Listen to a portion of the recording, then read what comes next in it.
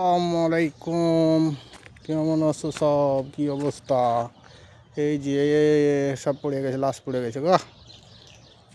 বিরাট অন্যায়। এই খাজুর গাছের আমার গোড়াতেই আমার কাঁটা ঢুকে গেছিলো, হাত অপারেশন করতে হয়েছিল। আন্ডারস্ট্যান্ড? বিশাল অবস্থা। 4 দিন ভরা ছিল, তারপর অপারেশন হয়।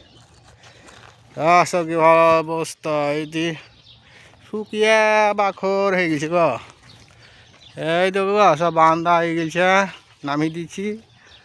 মরা পাতা 2-3 ট্রাক্টর হবে, সব কেটেছি। কয়টা আছে?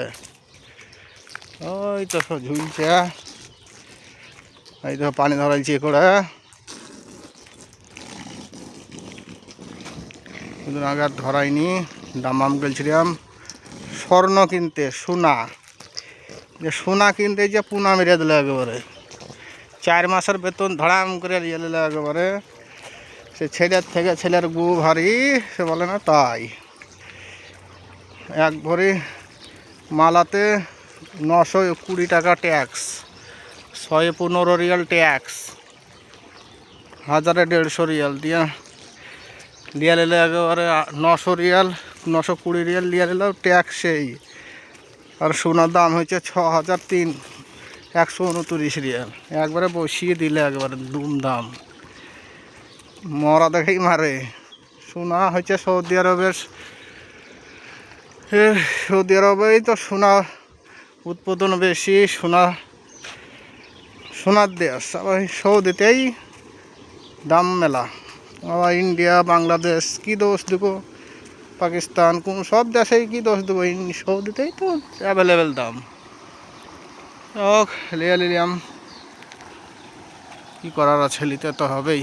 বিটি ছেলে মেয়ে ছেলে সব না দিলে মানাবে না।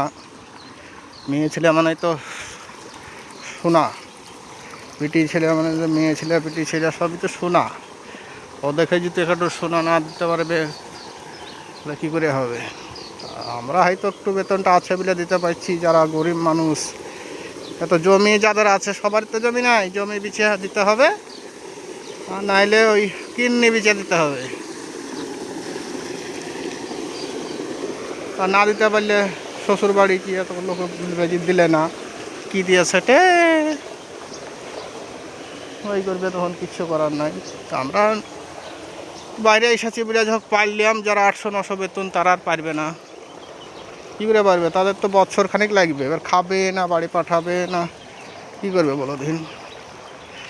তো আমি চাইছি সৌদিতে যা বেড়েছে যেন আমাদের ইন্ডিয়া সরকার যদি একটু সোনার দামটা কমায়, তাহলে মানুষ কিনতে পারবে। এখন তো 65-70 দায় বেশি 1 লাখ, তো 1 লাখ তোলাই 1065 টাকাতেই পাবে মানুষ, যেভাবে বাড়াইছে। আর সাংবাদিকরা সব দালাল দিয়ে সবাই লাই, যে কটা বলিয়াছিল যে সোনা কিনে না, সোনার পতন হইবে 60,000 65,000-এ। আজ কতি গেল, আজ কেন 1.5 লাখ 2 লাখ? কেমন লাগে? এরকম ভাওতা না দিয়ে মানুষকে সত্য কথা বলো, যেন মরে যাও শান্তি পাও। এই দুনিয়ায় মিছা কথা বলিয়া কী লাভ আছে? খামুকাতে ভাওতাতে তো বেশি কথা বলে লাভ নাই। তো এই দেখো পানি ধরে দিয়েছি আজ। সব ভালো থাকো, সুস্থ থাকো, আমরাও আছি আলহামদুলিল্লাহ। দেখতে দেখতে 10টা মাস চলে যাচ্ছে, 9টা পার 10-এ চলছে। ইনশাল্লাহ আস্তে আস্তে এমনি চলে যাবে। এদিকে সব পানি দিতে বাকি আছে। এই হচ্ছে ব্যাপার। সব খাজুর সব বাঁধা হয়ে গেছে, এখন গরম পড়ে গেছে। 2 মাস এইটা নিয়ে 3 মাস, তাই তো 2 মাস পর এই মাসটা যাবে, আর 2 মাস পর সব খাজুর কাটা হবে। ঠিক আছে, সব ভালো থাকো, আসসালামু আলাইকুম।